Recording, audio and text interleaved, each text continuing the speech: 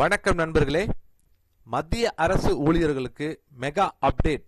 8வது ஊதிய குழுவில் 1.6 ஃபிட்மென்ட் காரணி பற்றி இந்த வீடியோவில் பார்க்கலாம். அதற்கு முன்னாடி நம்ம சேனலை இதுவரைக்கும் சப்ஸ்கிரைப் பண்ணலன்னா சப்ஸ்கிரைப் பண்ணி வச்சுக்கோங்க. அப்படியே பக்கத்தில் உள்ள பெல் பட்டனை மறக்காம பிரஸ் பண்ணி வச்சுக்கோங்க. மத்திய அரசு ஊழியர்கள் மற்றும் ஓய்வூதியதாரர்கள் நீண்ட காலமாக எதிர்பார்த்து வரும் 8வது ஊதிய குழு குறித்து முக்கிய தகவல்கள் வெளியாகி வருகின்றன. புதிய ஊதிய நிர்ணயம் எப்போது அமலுக்கு வரும் என்றும் சம்பள உயர்வு எவ்வளவு இருக்கும் என்பதில்தான் அனைவரின் கவனம் திரும்பியுள்ளது. 60% அகவிலைப்படி முக்கிய மைல்கல்லாக இருக்கும் என சொல்லப்படுகிறது. தற்போது 7th சென்ட்ரல் பே கமிஷன் பரிந்துரைகளின் கீழ் ஊழியர்களுக்கு வழங்கப்படும் அகவிலைப்படி DA 60% அளவை எட்டும் நிலையில் உள்ளது. வழக்கமாக புதிய ஊதிய குழு அமலுக்கு வரும்போது அப்போதைய DA அடிப்படை சம்பளத்துடன் இணைக்கப்படும்.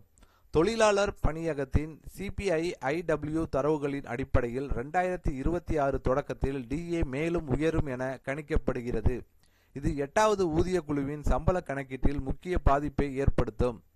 1.6 ஃபிட்மென்ட் காரணி எப்படி வந்தது அப்படின்னா, 7வது ஊதிய குழுவில் குறைந்தபட்ச சம்பளம் 18,000ஆக நிர்ணயிக்கப்பட்ட போது 2.57 என்ற ஃபிட்மென்ட் காரணி பயன்படுத்தப்பட்டது.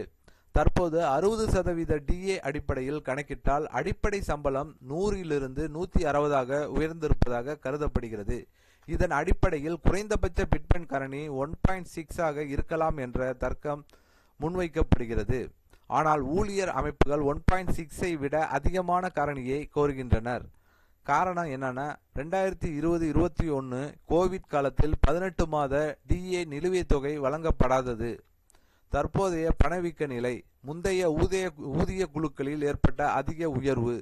பரிந்துரைகள் எப்போது அமலுக்கு வரும் அப்படின்னா, அரசு தகவலின்படி 8வது ஊதிய குழு அமைக்கப்பட்ட 18 மாதங்களுக்குள் பரிந்துரைகள் சமர்ப்பிக்கப்படலாம். ஜனவரி 2026 முதல் அமலுக்கு வரும் என எதிர்பார்க்கப்பட்டாலும் முழுமையான நடைமுறைப்படுத்தலுக்கு கூடுதல் காலம் எடுக்க வாய்ப்பு இருக்கிறது. மொத்தத்தில் 60% DA என்பது 8வது ஊதிய குழுவின் புதிய சம்பள கட்டமைப்புக்கான வலுவான அடித்தளமாக பார்க்கப்படுகிறது. ஆனால் இறுதி ஃபிட்மென்ட் காரணி என்ன என்பது அரசு அறிவிப்புக்கு பிறகே தெளிவாகும்.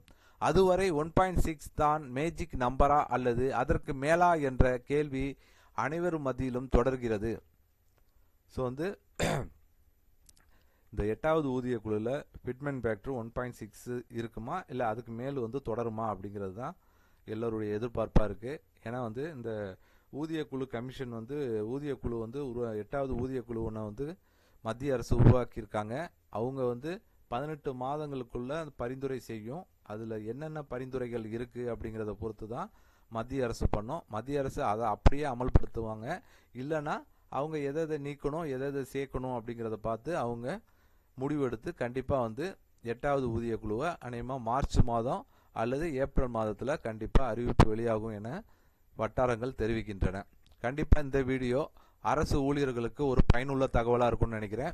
இந்த வீடியோ பிடித்திருந்தால் லைக் பண்ணுங்கள். உங்கள் சந்தேகங்களை கமெண்ட் செக்ஷனில் கமெண்ட் பண்ணுங்கள். உங்கள் உறவினர்கள் நண்பர்களுக்கு ஷேர் பண்ணுங்கள்.